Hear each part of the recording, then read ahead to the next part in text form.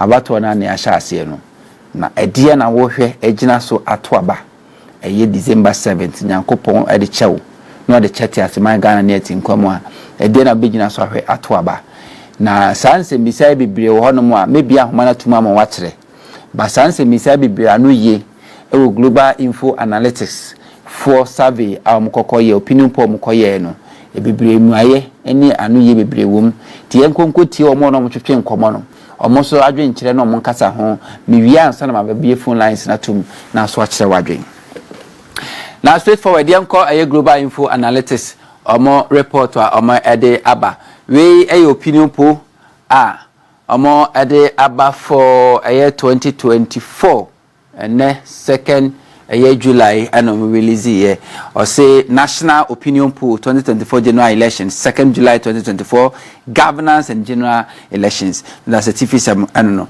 Now oba executive summary no bo omunhwe mom ko eni nyina etofa enti tofa bono ena omode aba ede no mo eka or say the latest poll by Global Info Analytics suggests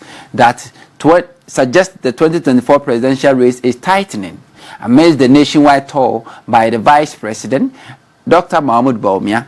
The poll shows that Dr. Mahama Leads Bawumia has narrowed John Mahama's lead in the poll by approximately 3% compared to the April 2024 poll.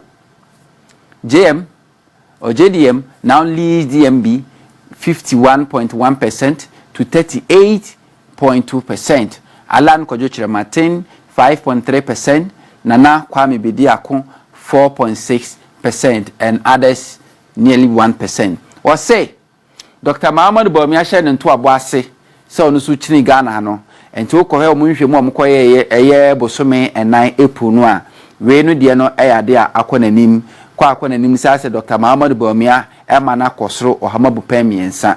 Umuso mampeni da John Dramani Mahama guso ahwere di nkan na so Dr. Bawumia mana koso aye ohama bupem miensa chese obe no yera alankwadwo chiremanten enso so ekuta aye emanumu ohama bupem enum achiripo miensa na afei aye shada na se nana Kwame bedi akukura emanumu ohama bupem nan achiripo nsia afoforo aka so ohama bupem baako. Or see the poll shows that in the event of a runoff, JM is on 52%, DMB 42%, and 6% of voters are undecided. So, Kobasi to abandon pai na ye be kon impre ni so e runoff a ogara for metwetwe nkomo no kire se o mampena da John Dramani Mahama benya manumu 52%, Dr. Mahama Leads Bawumia 42%, and 6% e de omo kire se omo nkire bebi omo do madwembeko.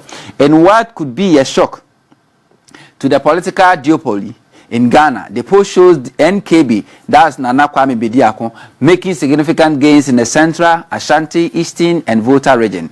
NKB leads in Abura, Cebu, Kwamankese, and Kadi constituency in the Central region and Eastern region, respectively. Or say a year shada, Nana Kwame Bediako, born my friend Shada no, or born a homading. Chese always say amanyoko mi enu MPP ndi so bebe rantemo enti ko Asante mantam ko mfimfim mantam ko apue mantam ni fra mantam a ade a obon homodem pa na me bi ti se aye asebu kwa mankese na Africa di eno wa Asante Central region ni Eastern region no ade a woman home so oye adwuma ho pa. The race also shows a dramatic shift in the Central region during the period as JDM dropped from 51% in April 2024 to 39% in the July. The poll also shows DMB homogen in the region as he recorded a decline from 45% in April to 30%. AKK, that's Alankwadwo Chiremanten and Nana Kwame Bediako, made huge gains in the region after they lost grounds in the April poll. Alankwadwo Chiremanten and Nana Kwame Bediako are now tied in the third and fourth place with 13% of the vote each. What say? Oye busumi na nmo mko aye Central region finfin mantam no. Sabre no mampeni Mahama mano Ohama bupen aduonum ba ko se swate aba from aba bedru aye Ohamu abupen aduasa enkono 39%. Sanso and Dr. Mahama Leads Bawumia na ne mani 45%. Ye kasi ate aba Ohama bupendi asa 30%. Ye alam kojo chiramaten na na Kwame bedi akon. Isi omo no omo so akomanim okomo mane bomu a ebe so Ohama bupen edumiensa enomo ekuremu. Enti that as ensam no nyina tofabo ewo otua so a DMB also recorded significant gains in Asante region. He now attracts 66% of the vote compared to 54% recorded in April. JDM, on the other hand, suffered a decline from 31% to 22% in July. Alankwajo Chiremate also saw a decline and now on 8% from 12% in April. Nana Kwame Bediako doubled his vote in the region as he attracted 4% of votes in July compared to 2% in April. Wase ukwa Asante mantemu Dr. Mahama Leads Bawumia yade ani vote atime hwira kosoro omukọ April no koye no na Asante mantemu ni padodo omso meto abama no Ohama bupen aduonum 54% se hwira kodu Ohama bupen duasia 66%. Omampeni Mahama ni vote wa Asante region omomnom twhwe nkomo April no che adrop omukọ April na nipa 31% ena na ese beto abama ne se ababedu 22%. Yero Alankwajo Chiremate wono so yade ani vote no aba from 12% to 8%. Na Nana Kwame Bediako oni de vote no yade ahwira kosoro na kane no April no 2% say or 4%. But see, the poll also shows that the race is tied among first-time voters as JDM and DMB are locked on 41% apiece. AK Alankwajo Chiremate attract 8% of first-time voters and NKB 9%. JDM led first-time voters 52% to 33% in the April. Wase ukwa hwa omo no mtwetwe nkomo na afi no mobeto aba no emududo no ase ombeto aba no ede ama omampena da John Dramani Mahama nanso ne Dr. Mahama Leads Bawumia ne ade a ebomu pa ye ka so omampeni Mahama de no Ohama bupen 52% so do mko ye April no na 33%. Ye wra Alankwajo Chiremate Ohama bupen nwotwe na Affiliation na Kwame Bediako shada 9%. Overall 4.2% of voters are undecided and 5% said they would not vote. The poll shows that 22% of voters who are undecided are from the Greater Accra, Asante region 16%, Western region 12%, Eastern region 11%. For those who will not vote, 90% are from the Greater Accra and Asante region 22%, Eastern region 17%, and Western region 13%. Wase omwa oma imagine say afia bato no fa ni nyina bo mom so mo do mo nto aba ne Ohama bupen aduanan mienu 4.2%. Na eno chiche mu se de si etie no bankramantem omo se omo nto aba 16%, atoye mantem 12%, Eastern region 11%. Said the ono hwehwe mo de ebaye no.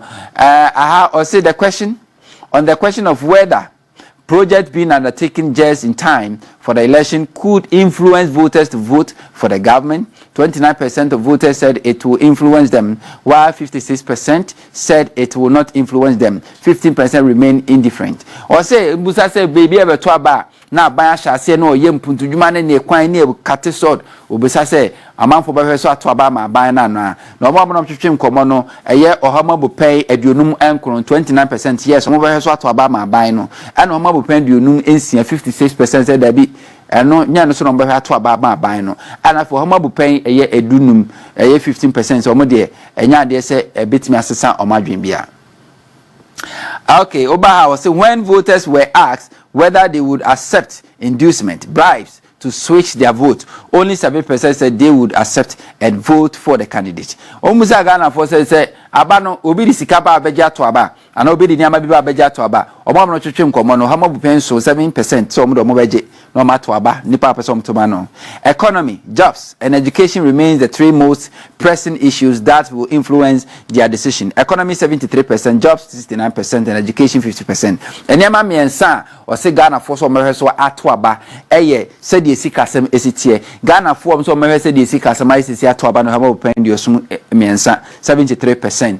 And afei jobs omom so mehwe adwuma so ato aba no 69%, and am so mehwe se de ngumasua esitie wo Ghana se dia bayesi atoto enwumasua no hama bopen aduonum omo so omo behwe so ato aba enti this is the executive summary enti oba ha se a sample size and as method omo ne Ghana for omo dodo 7931 na etwetwe nkomo bisa omo adwenkyere chese confidence level margin and so ene de obika technical me kasimi chiremu a yenwene oba ne regional allocation omo twetwe nkomo no omo dodo Savannah nipa 132 Northern region 137 Ahafo region 145 Oti 146 West Upper West 211 Bono East 239 Western North 267 Upper East 291 Bono 301 Voter region 406 Northern region 587 Western region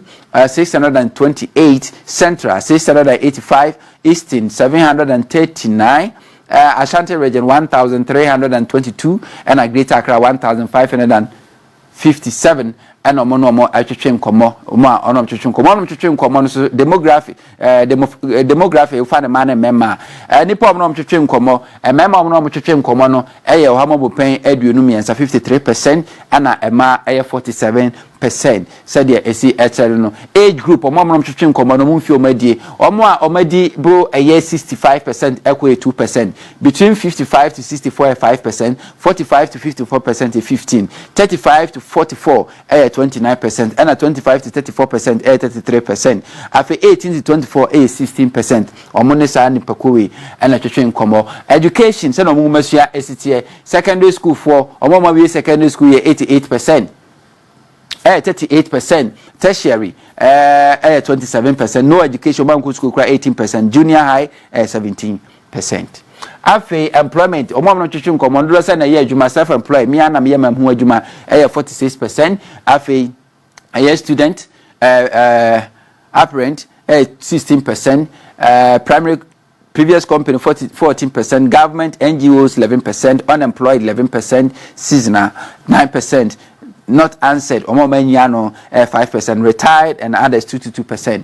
And so said say by omo twetwe nkomo no omo soma mo esum Christianity a Christopher hama bopadusia and what 68%. Islam kramofo 22%. Non-religious omo nkwa sorry 4%. Traditional nananom and so 4%. And others asoma hodo akaso 3%. Said ye omo ehwehwe mom kwa ni esitie afa na Christian so a sorry ni nchichemu enso so ewa Islam so ni nchichemu no so eyade a ewa ethnic group omom no kasa ku ahodo omom no twetwe nkomo no padodo a ewo mu enso so edie enie afi party affiliation party be na wodom enso so edie ni na party affiliation first time voters no mo twetwe nkomo no omom no twetwe nkomo no first time voters afi no mo beto aba omom de din kan beto aba no party affiliation NDC oba aha we first time and non first time I say omo oba first time no 37% MPP and non first time 33%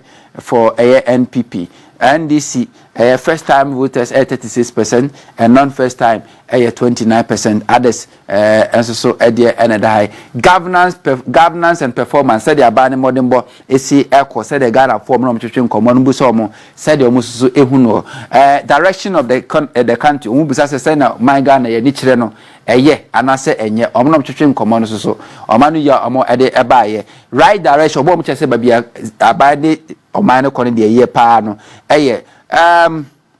25% April na uhu kanse green ya April and a blue no July enti April na nipa 25% na say direction ye by July nipa 27 say direction ye ba July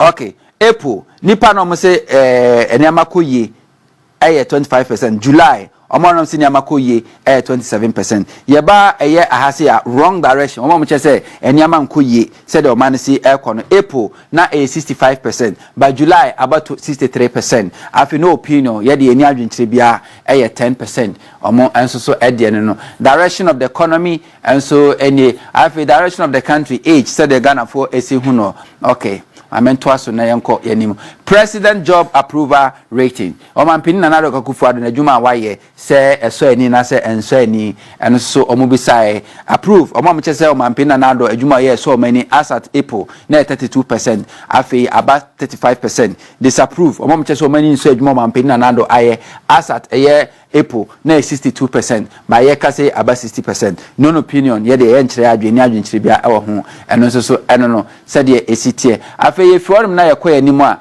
a performance of the government abana mo ne ma wabo se na osi ehu no omamche se excellent abana bon humodem pa no April na 6%, but July about 8%. Very good. And I say good. Omamche so pa and so 29% in April, 29% in July. After yabano average as a ho April na 30%, July 40%. Poor or very poor. Omamche say abana mo no modern cry and no April na 52%, by July about 49%. Ati said the omo ede aban standard of living said the Ghana for ya sitem ACTA say ko ya na say enko standard of living omamche twem ko mo che say improved. Afi omo say omasitina mu akomanim said the nyamasi akonomasitina akomanim no in April na 90%, but sisi I can say 21%. Afi Western omo so omdada asitina mu asay te say me amegina hey na April no na 51%, ya can say about 47%. On change omo so won de tia na tie as could be so to apetampe in April na 24%, by July akwa could do 27%. No opinion omo so mo nchro madwen omo so ede no enti all they no eba region standard of living region so and breakdown and any I will say, are you optimistic it will improve in the next 12 months? Would you say bosumi dunu medi enimu enema betumi ayeye omo ka say yes in April was 35%, but as of July omo ka yes in 21% pe afi oba July hasia omo ka say no enema omo nyini say enema be improve no as at April now was 19%, but July about 20%. Not sure omo say that ni gidie April mko na nipa 46%, so omo ni gidie say enema betumi asesa ana afi 58% in July say they are not too sure say enema betumi asesa. State of corruption say the kankane proni dream esitie Tiasemai Ghana. State of corruption in Ghana omo say no opinion yeni adwenchire bia ewo ho. April was 6%, July 5%. Improving I say corruption as said the nyama ese ekona ye kono as ye di corruption so nkunim kakra as at April 2024 na 90%, but they say July akonanim by 21%. Oba say omche so yen share da huni ansakra bia the fight against corruption. April was 24% and after July 27%. Getting worse. Omamche say kankane prani dwirim no kra da ginsemu. April was 51%, July 47%. So we say no confidence in Ghana police. So GD or Ghana police ejuma ku no mo. Omisa Ghana for am twetwe common any confidence. O so mo GD or Ghana police mo as at April was 64%. Ya ka say in July I drop it by 58%. After no confidence any GD or Ghana police service mo as at April was 28%, but over July no akona nim by 33%. No opinion any adwenchire bia omoso so de na da ho no. Confidence in the electoral commission. So we GD or electoral commission say about betui obetimi ama pepe ye no kredie akoso enso mo bisa na adwenchire eba ne confidence o so mo gide electoral commission mu say 59% as at April 59%, but July I drop it about 53%. No confidence o so many gide electoral commission mu as at April was 32%, but ye ka say aba 38%. No opinion 9%. Almost so I don't know. One student, one tablet policy. Aban policy be about say one student, one tablet policy. Umbusa Ghana for some adventure and say ewo ho. Na so mubisa no. Or say do you support the one student, one tablet policy? Umbusa Ghana for say money aban ya adventure policy na aban ede aba. Omo mo ka yes 55%. Omo mo ka no 37%. Omo mo ka say no opinion 8%. And also I don't know. Will this policy influence you to vote for the government? Sir, one student, one tablet policy busa se no betimi ahwe so amo ato aba ama bayana omo no twetwe nkomo 29% say yes afi omo said no anyintimi influence omo ye 58% omo say no afi 13% omo de omo nsheda nim ba bi omo ejina vote buying and project influence on voting busa se say beto aba na edisika eni niama wodo edi ndisu ye de hihye mo ne de emamo no eno so send the basic so say if the government undertakes development just in time before the election, would it influence you to vote for the government? Sabana Chiane beto aba no chance so dimpuntu juma hodo eba ompatamu a eno betimi ahwe so ato aba de ama bana na se miso mu bisa no omo ka se ane 29%, omo ka se there be 56%, omo bu pay dunu 50% so omo de omo eni inducement, bribe, vote for a particular candidate in the general election in December. Say obidia the mudia ebro and also be the adibi bro say so to abafa mo bi wo December about 2 months. Sana besiako we say reject and vote against the candidate. Or because say me de menye. So because say me to abama kwabna no me wo me 2 cities or 1000 cities amenye. Na masa to tie nipa no homo bu pen and 9. Afi accept and vote for the candidate even if he or she is not my preferred candidate. Omo so me de meje na mato aba nipa no se nipa nye nipa kwa na ma madwe se mato aba na me de meje sanse de bia meto no 7%. Accept but will not vote at all in the election. We be say me de meje enso aba no kra me nto kra na mato ama kwesi na ya amansa meje ade ne de ba me nto 8%. Reject and vote against the candidate even if he is my preferred candidate. We say menye Mesa to abati o nipa kro na wo de ade ne ma me se me nkoto aba wo ni dim sempo ona na ma ma dwen dada se meto aba ma no na wo de ade bre me se me nyina nkoto aba ma no a meto aba na tia no menye mesa to aba na tia oni kro no accept but vote for my preferred candidate omo am say yes wo de bre bia meje nanso me de me koto aba de na ma dwen se meto aba ma no ono na meto aba no hobo pen aduonum 50% afi accept but vote against the candidate wo say nanka meto aba kwabena ba dia de bre mi se me nto aba ma akosua ntino na meto ama akosua na maja kwabena eno so 21%. After 2024 general election said the abato no omase mi so key election issues enema ben na abato edi top issues of voters enema Ghana for no omnom twetwe nkomon so omo hwe animu economy 73%, jobs 69%, education 50%, roads 27%, healthcare 24%, taxes 19%, corruption 17%, petroleum prices 13%, security 5%, water 5%, party member 3%, sanitation 2%, others 2%, and after ethnicity kasakuo ne asuma nipa no hwesosum and so 1%. Ayo slogan likely to influence voters. Fini ahodo a gofo bebre otisa 24-hour economy na se hwa ene ekom we say it is possible and as breaking the 8 no the slogan ben na etimi ehye nkrofo so ana ehye nkrofo de emomutimi hweso kokoto aba eno so omubisa Ghana for slogan likely to influence voters. 24-hour economy. John Dramani Mahama in April, na nipa 48% na say idea so many pa slogan na de announce policy ni kama. But as a year July, I drop it about bedu 42%. Digitalization, Dr. Mahama Leads Bawumia digitalization as in April was 29%. Here can say according 35%. So konanim by 6%. Afi great transformational plan. GTP Alancha maintain in April na 6%, according by 7%. I feel none of them. Omo so mo de slogans no be atoba 17% in April and after 15% in July. Voting intention of voters.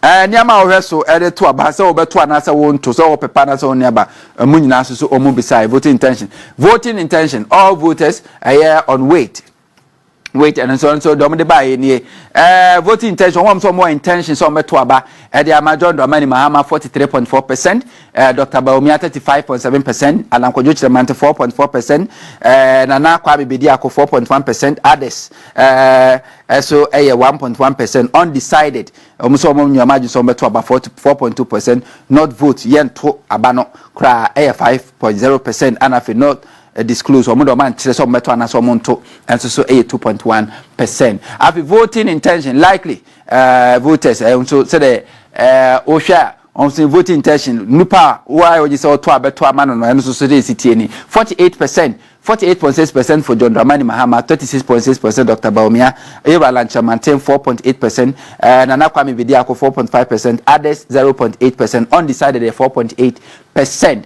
Afi committed voters, omo de omo committed pa omo pepa say abade de beto obeja na dwuma kura to kwa ha ne bungurugu yoyo akwa akoto a obekwa akoto no so se do mu se eka ye ni voting intention committed voters na we committed voters a hwan na also beto aba e de ama no President Mahama enya 51.1% ana Yera Bawumia Dr. Bawumia enya 38.2%, Yera Lanchamanten 5.3%, Kwame Bediako 4.6%, others 1.0%. Na che se omo de omo wiata so pass omo nya yankene enne kura e December 7 no makoto aba no 51.1% said they will vote for John Dramani Mahama. Change in the polls April almost Sakraya Omode Abanti Ufa and Sakraya Aba April no more said the ACT John Dramani Mahama in April was leading by 54.3%. As we speak, we are dropping about 51.1%. We are dropping by negative 3.2%. And that's the changes. Change Abba. After Dr. Mahama Bawumia in April was 34.9%. The vote net me increase I could do 38.2%. When you plus 3.3%. It will be more drop it from John Dramani Mahama no. Now they are going for Dr. Mahama Bawumia. Oshe said the statistics in the channel. Yewa Lamkojo Martin in April was having 7.5%. Yakase I drop it by 5.3%. I just say the decrease is about negative 2.2%. Afi Nana Kwame Bediako in April was 2.3%. Wakwana nim you see when I'm 4.6%. It means when you plus 2.3%. So they say SCT other political parties in your mom some pre as at April 1.0%. Yeka said that's 1.0% changes BR MI. And this is global info analytics. Runoff Scenarios. So Kobani say abani say babe to be a top na first way ntimi obi anya 50.1% no na say yes to be more. How is it going to be runoff JM vs DMB? Dr. Mahama Bawumia no mampini Mahama. So Kobani say runoff for one number to abama no. Omam no kasa is 42%. Said to vote for Dr. Bawumia or mampini Mahama or mom so meto amana 52%. 6% is omo do mun decide is a runoff bar or mun decide who to vote for. But what me decide so we vote 52% for Mahama 42% for Dr. Mahama Bawumia. After runoff party affiliation, okay. My main first one the others. Okay, runoff JM versus Alankwajo Martin. So Kobase runoff ni be between John Dramani Mahama and Alanchamantia. One number 2 about 29% said to vote for Alanchamantin, 14% so mun decide, 57% said to vote for John Dramani Mahama. In terms of a runoff Nekobase NDC and Alanchamantin Benya Emmanuel Dua, they will vote for a or mampino na John Dramani. Reason for choice of candidate. E dey ma be na original so we choose to say we na meto aba e dey amano. And so mo beside a man of his own will be on one be ma on say yes me na me dwene ma me ho me de me ho a say on one work kukuru otimi si gina ye 29% say they vote for a man of his own. Integrity will be animudie o ka no kra na say o ka say you no integrity 30% can transform the country will be obetimi asesa Ghana. Ewo said the Sika City and 42% can fight corruption. Obi obetimi akwete kan pray dream 50%. Competence modern obon huma dem pa 63% and a better manager of the economy. As say ka omo mutimi manage economy ni ya wona ya de no. And so 63% say and so no me ato abade amam. How likely is the religion of the candidate going to influence your vote? Nipa no suma awosum e kwa me ne befa so obetimi ahwe no so ato aba. And so busa Ghana for no mom kasa ye in April likely. So yes, likely in April na 16%. Yeah, cause July no omom so mahwe nipa no so atima to aba no. Atima akonanim by 84%. Said the almost in year 20 April. Omanom say likely in 16%. No mom so unlikely just say nya no so mahwe to aba 84%. By July omom likely so mahwe so to aba 90%. Omom so unlikely no 81%. Na say see at I don't know. Presidential election key demographic okay and also so said there and I must in terms of a regional presidential election gender and also so okay and it should danye major Asante Yera global info analytics for omunhwe mu amne koye ya omode aba for July say ye beto aba hwana beto aba man yes ka say no ne tofa bo no say NDC candidate His Excellency John Dramani Mahama is leading by 51.1%. Dr. Mahama Leads Bawumia etoso ono so enam mama he Dr. Bawumia ye number ni ye na 38.2%. If my memory serves me right, 38.2%. Dr. Bawumia, okay. Dr. Bawumia, 38.2%. So let me carry no. We say we ne besi December 7. Ebetumi asi.